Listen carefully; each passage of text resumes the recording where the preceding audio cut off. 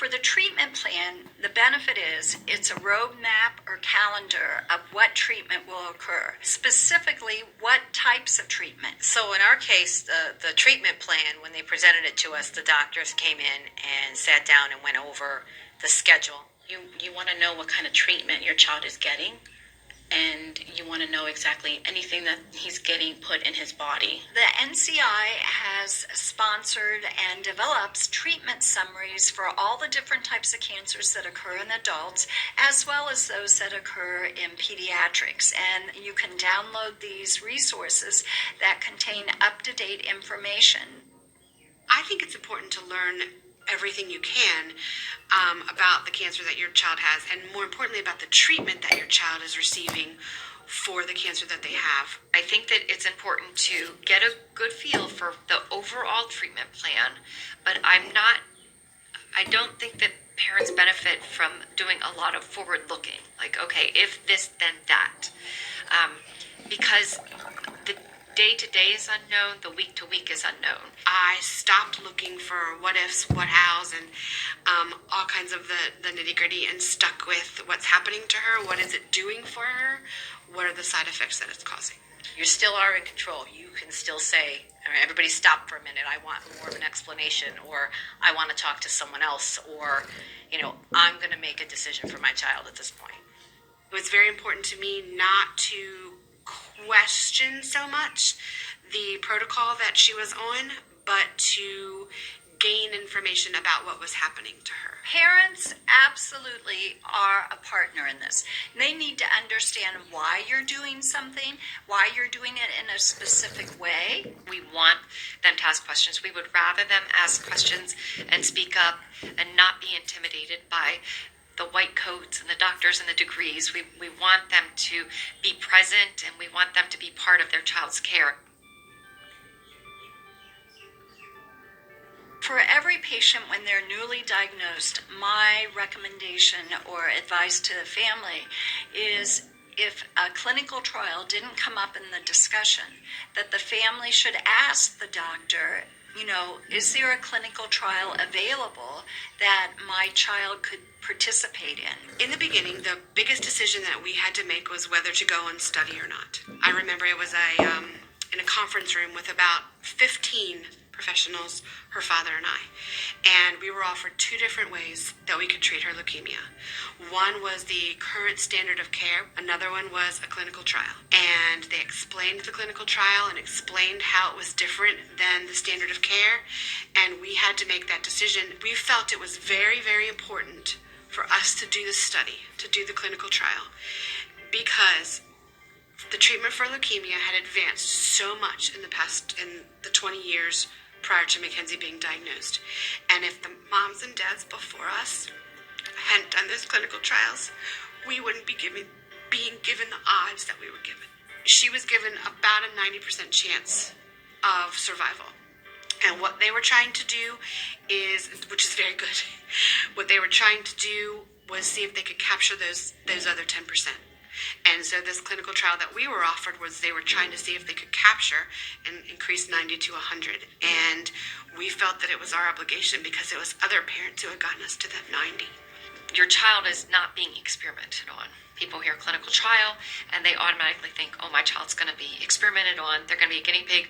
Or a lot of people think they might get the placebo, or they might not get an appropriate treatment. And those are complete false statements. I think that when people hear clinical trial, it becomes very scary. But by the time it gets to the children, it has been tested. We have to try these things in order to increase survival. We have to. It's absolutely not making your child a guinea pig. It is a chance to improve. I think one of the key factors for them to realize is they don't have to participate in the trial. If they don't participate in the trial, this is how we will treat you. So they know it's their decision. If they have a reason they feel that this would not be in their child's best interest, they can come off the trial at any point. The successes that we have today in treating children with cancer have come from the parents that have come before that have had their children on clinical trials, where we've been able to compare year over year, decade over decade, the treatments that we have with newer and potentially better treatments. And so the gains that we have, the outcomes that we have now, are based on those previous studies.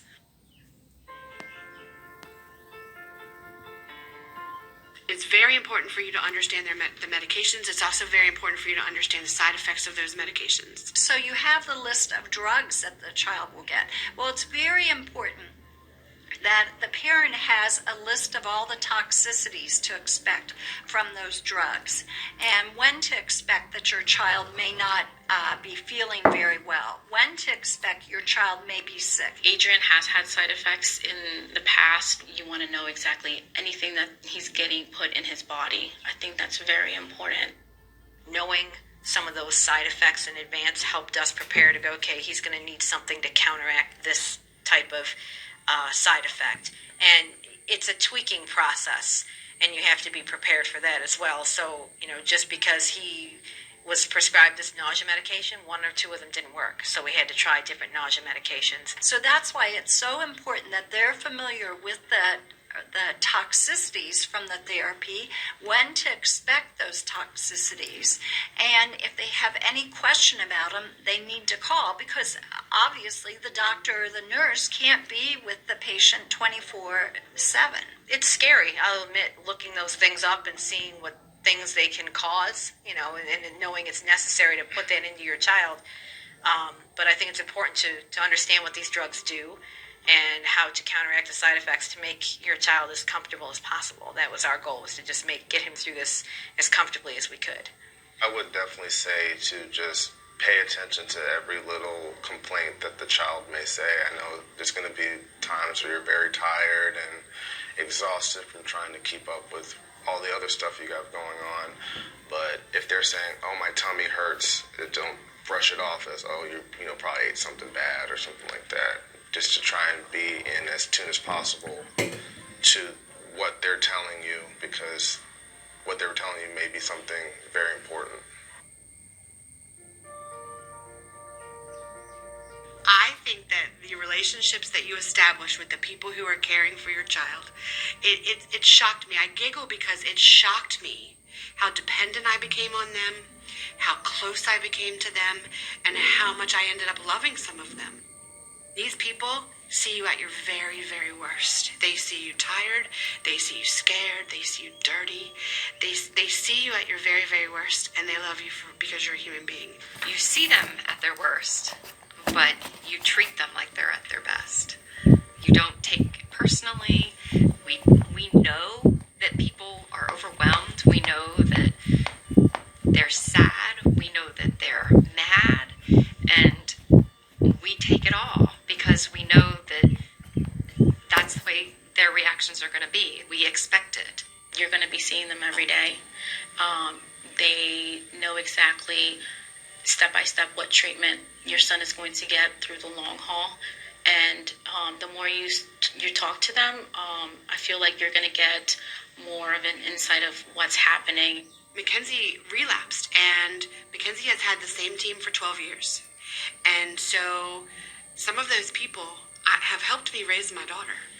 But in the beginning, when you're just starting and you're just forming the relationships, they are your lifeline. There's, of course, physicians and nurses and nurse practitioners, but also social workers and child life specialists, and there's radiologists, and you get to know everybody in the sphere of your child's care. You get to know the lab person that's good at doing pokes on kids. You get to know the radiation tech that works to get your child checked in for their scans.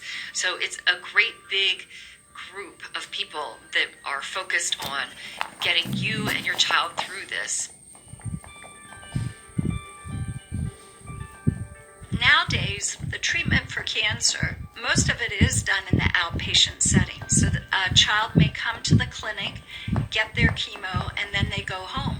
I think that being home and having to walk your child through this at home is actually a really big bonus. It's a plus compared to how it previously was when the kids were in the hospital for long lengths of time.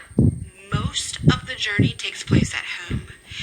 And I felt that I needed to become an expert on giving her medications. Incorporating it into your lifestyle, because it's going to be a part of your life. Paying attention to the child, because at any given moment you may need to make that quick trip to, the care facility. At home, it was more sanitary, really, preparation, because he had a very compromised immune system. So we had to make sure that we kept everything as clean as we could for him. I do think families grow into their caregiver role. I think that in the beginning, they can't imagine even watching their child get their porta-cath accessed, let alone sitting with the child on their lap and providing comfort while their child gets their porta-cath accessed. So I think that families over time, as their treatment progresses, they do become more comfortable with the types of things that are necessary to get their child through it, how to give a pill, how to encourage their child to take a pill, how to help their child take it when their child's not wanting to take it. In the beginning, they would just say, oh, my kiddo doesn't take pills. And then, lo and behold, a little way into it, they go, oh, they learned that. They can take pills, and they take pills like a champ because they taught them how to do it. And so there's a lot of progression of parents and even the kids through the treatment. It's not something that any of them probably ever wanted or wished to go through, but they do grow and learn as time goes on. In my home, there were certain things that I had to have command of.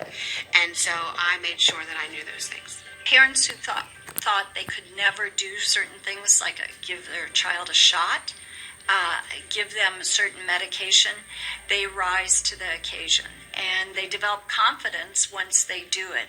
Oh my goodness. I think any parent who goes through chemotherapy is going to be like an expert nurse.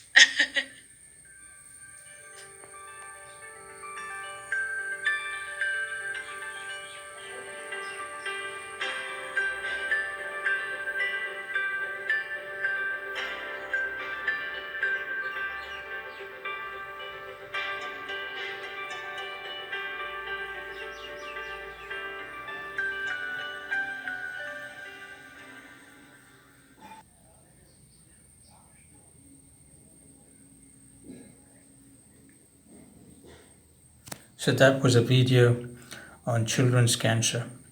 So I hope all of you can follow what was being taught, said, and the various emotions and difficult situations. But it's all a line of learning. So I'm very thankful to all of you for listening to the lecture. I will follow it up with details of children's cancer and adults in the next lecture. Thank you.